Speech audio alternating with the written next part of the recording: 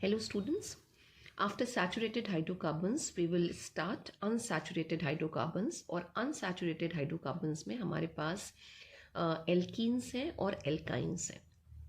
तो first of all we have to discuss alkenes, right. Alkenes general formula हम पहले भी बात कर चुके हैं कि एल्कीन्स का जनरल फॉर्मूला होता है CnH2n. यानी अगर हम सैचुरेटेड हाइड्रोकार्बन के कंपैरिजन में इसको देखें तो इसमें number of hydrogen atoms come होंगे. मतलब अगर कार्बन सेम है लेकिन नंबर ऑफ हाइड्रोजन एटम की बात करें तो 2 हाइड्रोजन एटम कम आएंगे. एल्कीन्स को हम ओलिफिन्स भी बोलते हैं, ओलिफिन्स, क्योंकि ये ऑयली लिक्विड्स का फॉर्मेशन करते हैं इसलिए इनको ओलिफिन्स भी कहा जाता है. अब कार्बन की जो टेट्रावेलेंसी है इसमें जब नंबर ऑफ हाइड्रोजन एटम कम हो जाएंगे तो जो कार्बन की एक्स्ट्रा वैलेंसी आएगी वो कार्बन कार्बन एटम्स के बीच में ही शेयर होती है और कार्बन कार्बन के एटम्स डबल बॉन्ड का फॉर्मेशन करते हैं. और एल्कीन का जो सबसे लोएस्ट मेंबर है यानी जो फर्स्ट मेंबर आता है इसकी होमोलॉगस सीरीज का वो है ईथीन. यानी एक कार्बन वाला एल्कीन आपको नहीं मिलेगा. क्यों नहीं मिलेगा? क्योंकि हमने अभी कहा कि यहाँ पे मैंडेटरी है कि कार्बन कार्बन के बीच में डबल बॉन्ड तो होना ही चाहिए. तो 2 कार्बन वाला पहला मेंबर आता है जिसको हम बोलते हैं ईथीन. कार्बन कार्बन के बीच में डबल बॉन्ड आ जाएगी और हर कार्बन के साथ 2 हाइड्रोजन एटम लगे होंगे. फॉर्मूला अगर हम लिखें तो 2 कार्बन है तो हाइड्रोजन कितने होने चाहिए? नंबर ऑफ कार्बन एटम्स के डबल, C2H4. ये ईथीन का फॉर्मूला आ जाता है. कार्बन कार्बन के बीच में डबल बॉन्ड है और डबल बॉन्ड हमें पता है एक सिग्मा बॉन्ड होती है, एक पाई बॉन्ड होती है. Just because of the presence of pi bond these alkenes gives very good reactions of addition reaction which we will discuss later on. First of all we will see how we can prepare these alkenes. So we have different methods for the preparation of alkenes and out of these methods the most important one is by the dehydration of alcohols. अगर हम alcohols को dehydrate करें, dehydrate का मतलब उसमें से water molecule का elimination. अगर हम वाटर मॉलिक्यूल को रिमूव कर दें अल्कोहल्स में से तो हमारे पास एल्कीन्स आ जाएगा. अल्कोहल्स का अगर हम जनरल फॉर्मूला लिखें तो अल्कोहल का जनरल फॉर्मूला है CnH2n +1 और साथ में OH ग्रुप आता है. ये है उसका जनरल फॉर्मूला, राइट. तो आप देख सकते हो एल्कीन के जनरल फॉर्मूला से अगर आप कंपेयर करो तो डिफरेंस कितने का आ रहा है? 1 हाइड्रोजन एटम और 1 OH, यानी कि टोटल 2 हाइड्रोजन और 1 ऑक्सीजन एटम जो मिलके क्या बना लेते हैं? Water molecule. तो जब हमें एल्कीन से अल्कोहल्स प्रिपेयर करना है तो हम हाइड्रेशन का प्रोसेस करते हैं और इसी अल्कोहल में से अगर हम एक वाटर मॉलिक्यूल एलिमिनेट कर दें यानी कि ये हाइड्रोजन और ये ऑक्सीजन यहाँ से एलिमिनेट हो जाए, -H2O अगर हम कर दें तो हमारे पास क्या बचेगा? CnH2n. तो अगर हम अल्कोहल्स को डिहाइड्रेट करें तो हम उनसे एल्कीन्स बना सकते हैं. अब ऑब्वियस सी बात है अल्कोहल्स को डिहाइड्रेट करने के लिए हमें कोई ना कोई डिहाइड्रेटिंग एजेंट चाहिए होगा. मोस्ट ऑफ द टाइम जो बुक्स में रिएक्शंस दी होती हैं वहाँ पे जो कॉमन डिहाइड्रेटिंग एजेंट यूज़ होता है वो होता है कॉन्सेंट्रेटेड सल्फ्यूरिक एसिड, जिसे हम बहुत अच्छा डिहाइड्रेटिंग एजेंट मानते हैं. तो अगर हम कॉन्सेंट्रेटेड H2SO4 को यूज़ करें एज अ डिहाइड्रेटिंग एजेंट तो हम अल्कोहल में से वाटर को एलिमिनेट कर सकते हैं. क्या और कोई ऑप्शन है हमारे पास? और कोई डिहाइड्रेटिंग एजेंट है? तो येस, और भी ऑप्शन है हमारे पास. अगर हम फॉस्फोरस पेंटाऑक्साइड यूज़ करें, P2O5 या P4O10 डाइमर के फॉर्म में एग्जिस्ट करता है तो P4O10 फॉर्मूला दिया रहता है. अगर हमारे पास फॉस्फोरस पेंटाऑक्साइड है या फिर फॉस्फोरिक एसिड है वो भी यही काम करेंगे जो कॉन्सेंट्रेटेड सल्फ्यूरिक एसिड कर रहा है, यानी कि वो क्या करेंगे? डिहाइड्रेटिंग एजेंट का रोल प्ले करेंगे. तो डिहाइड्रेटिंग एजेंट अगर हम सबसे पहले बात करें हमारे पास कौन कौन से ऑर्गेनिक केमिस्ट्री में अवेलेबल है डिहाइड्रेटिंग एजेंट्स. तो सबसे पहले एजेंट हमारे पास आ रहा है जो मोस्ट कॉमन मोस्ट पॉपुलर है वो है कॉन्सेंट्रेटेड सल्फ्यूरिक एसिड. इसके अलावा आपको और क्या मिल सकता है? P2O5 यानी कि फॉस्फोरस पेंटाऑक्साइड, और अगर हम एक और लें तो वो फॉस्फोरिक एसिड है या ऑर्थोफॉस्फोरिक एसिड H3PO4 फॉर्मूला आ जाता है. तो इतने सारे डिहाइड्रेटिंग एजेंट यूज करके आप अल्कोहल में से वाटर मॉलिक्यूल को एलिमिनेट करके एल्कीन बना सकते हो. सबसे कॉमन अगर हम लिखें अल्कोहल तो हमारा होता है इथाइल अल्कोहल यानी CH3CH2OH या C2H5OH. इसको अगर हम ट्रीट करा रहे हैं कॉन्सेंट्रेटेड H2SO4 के साथ और आपसे पूछा जाए क्या प्रोडक्ट आएगा तो आपने अल्कोहल देखना, आपने डिहाइड्रेटिंग एजेंट देखा, आप सिंपल इसमें से यहाँ से वाटर मॉलिक्यूल निकाल दीजिए.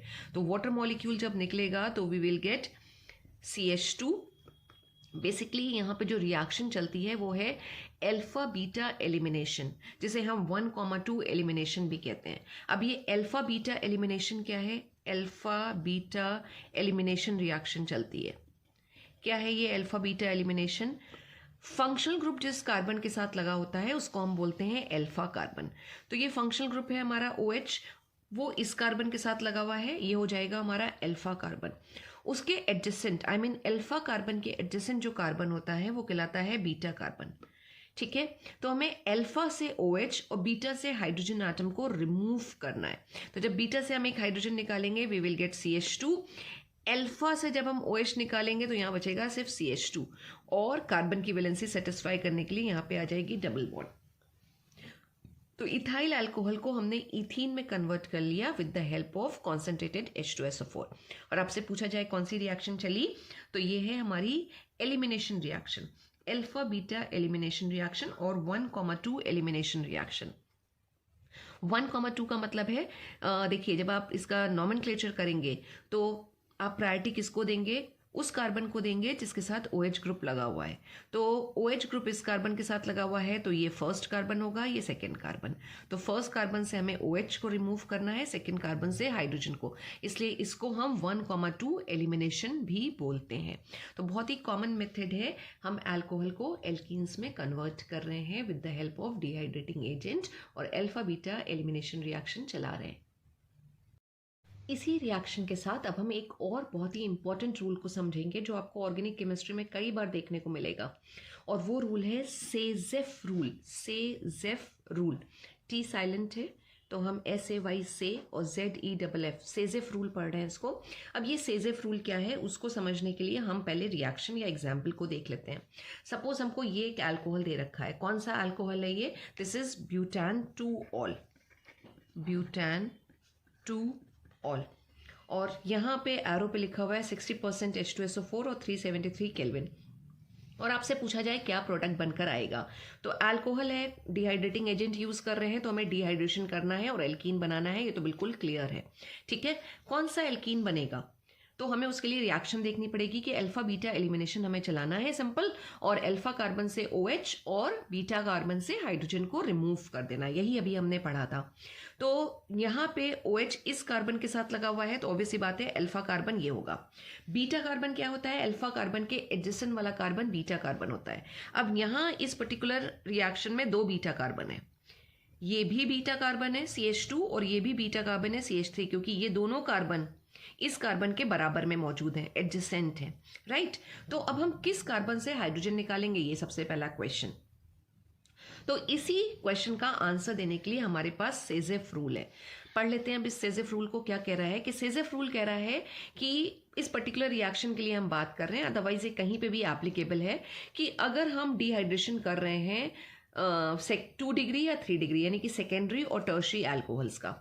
सेकेंडरी और टर्शियरी अल्कोहल्स क्या होते हैं? फंक्शनल ग्रुप जिस कार्बन के साथ लगा हुआ है वो अगर 2 और कार्बन के साथ लगा हुआ है तो उसको हम बोलते हैं सेकेंडरी, और अगर वो पर्टिकुलर कार्बन 3 और कार्बन के साथ जुड़ा हुआ होता तो उसे हम बोलते हैं टर्शियरी। तो अगर हमारे पास कोई सेकेंडरी या टर्शियरी अल्कोहल है और उसका हम डिहाइड्रेशन कर रहे हैं और पॉसिबिलिटी है वहां पे कि 2 आइसोमर हमारे बन के आए। 2 आइसोमर कैसे बन के आएंगे? यहाँ पर ये भी बीटा है, ये भी बीटा है, तो दोनों जगह से ही हाइड्रोजन का रिमूवल पॉसिबल है और रिएक्शन में होगा भी। यहां से भी हाइड्रोजन रिमूव होगा, यहां से भी हाइड्रोजन रिमूव होगा। लेकिन अगर हमसे पूछा जाए कि मेजर प्रोडक्ट क्या बनेगा इस रिएक्शन में, या पॉसिबिलिटी किसकी है कि कहां से ज्यादा हमारा हाइड्रोजन रिमूव हो, तो ये रूल ये कहता है कि हाइड्रोजन एटम वहां से रिमूव होगा जो कार्बन ज्यादा सब्स्टिट्यूटेड है। ज्यादा सब्स्टिट्यूशन का मतलब है उसके साथ laser number of hydrogen atom लगे हुए हों, राइट, वही कार्बन हमारा ज्यादा सब्स्टिट्यूटेड कंसिडर किया जाएगा। अब इस पर्टिकुलर रिएक्शन में हमारे पास प्रोडक्ट क्या बन के आएंगे देखिएगा। अगर हम इसको मान के चल रहे हैं कि बीटा कार्बन ये है और हाइड्रोजन हम यहां से रिमूव करें, तो पहला प्रोडक्ट जो हमारा बनेगा CH3 CH2 as it is रहा, ये CH से हमारा OH निकल गया और ये यहाँ आ गया CH2। अब ये कार्बन की और ये कार्बन की वैलेंसी सेटिस्फाई नहीं है तो डबल बॉन्ड यहाँ पर आ जाएगी। ये क्या बन के आया? ये हमारे पास आया बट 1 इन।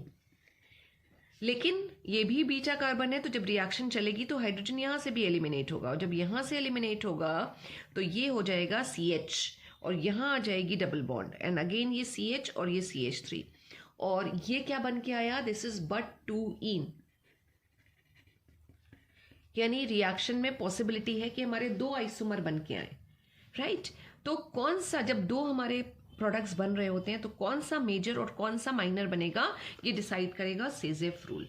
जो कार्बन ज्यादा सब्स्टिट्यूटेड था, ये कार्बन, तो इससे जो हमारे पास प्रोडक्ट बनेगा यानी बट 2ene, वो मेजर प्रोडक्ट कहलाएगा, मेन प्रोडक्ट कहलाएगा, ठीक है। और मेजर और माइनर को हम जब भी रेशियो में बताते हैं तो हम कहते हैं 80% और 20%।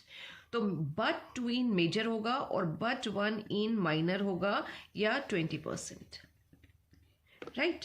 तो ये रिएक्शन है और ये है सेजेफ रूल, यानी कि जब अल्फा बीटा एलिमिनेशन हमें चलाना हो, आगे भी किसी रिएक्शन के लिए आप इस चीज़ को याद रखिएगा कि जहाँ पे भी हम अल्फा बीटा एलिमिनेशन चला रहे हैं तो हाइड्रोजन एटम हम अगर ज़्यादा सब्स्टिट्यूटेड से निकालते हैं कार्बन से, तो वो प्रोडक्ट हमारा मेजर प्रोडक्ट की तरह आएगा।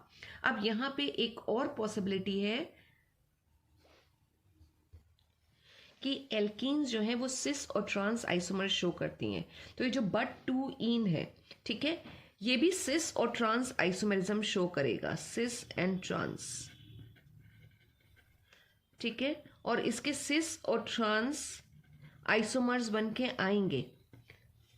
और अगर हम बात करें कि कौन सा अगेन सिस मेजर में आएगा या ट्रांस मेजर में आएगा, तो ट्रांस मेजर प्रोडक्ट की तरह बनेगा और ट्रांस का स्ट्रक्चर कुछ इस तरह से होगा।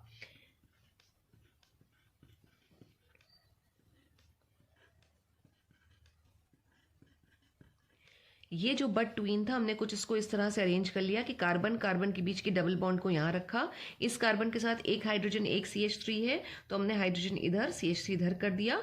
और अब हमने इस कार्बन के साथ, क्योंकि इसके साथ भी एक हाइड्रोजन एक CH3 था, तो ये कार्बन के साथ हाइड्रोजन को हमने इस हाइड्रोजन के अक्रॉस रखा है और CH3 को भी अक्रॉस रखा है। तो जब इस तरह के ग्रुप जो कार्बन कार्बन डबल बॉन्ड के साथ जुड़े हुए हों, उनको हम अगर एक दूसरे के अक्रॉस रखते हैं तो वो कहलाता है हमारा trans isomer, trans isomer, right. तो जो ट्रांस आइसोमर है उसके बनने की पॉसिबिलिटी ज़्यादा होगी, यानी वो एक मेजर प्रोडक्ट की तरह बन के आएगा। अगर कोई एल्कीन ऐसा बन रहा है सेजेफ रूल के थ्रू जिसमें सिस और ट्रांस आइसोमरिज्म पॉसिबल है, तो ट्रांस आइसोमर डोमिनेट करेगा। क्यों करेगा?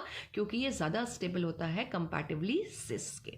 तो this is about the reaction in which we are dehydrating alcohols and we are preparing alkenes. Thank you so much, students.